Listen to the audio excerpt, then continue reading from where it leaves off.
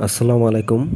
আজকে 18 এপ্রিল। আজ থেকে মক্কায় হজের জন্য হাজিরা ছুটে আসছে দলে দলে।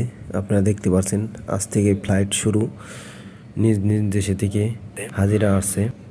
অসাধারণ একটি হাজিদের দৃশ্য আপনারা দেখতে পাচ্ছেন। এক কালার হিজাব, এক কালার বোরকা পরে তারা হজে এসেছে।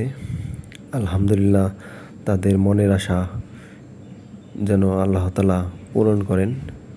এখন হাজিরা আপনার সাফা মারার দিকে যাচ্ছে। আপনারা দেখতে পাচ্ছেন যারা প্রথম হজ পালন করবে তাদের জন্য চুল কাটতে হবে, এটা বাধ্যতামূলক।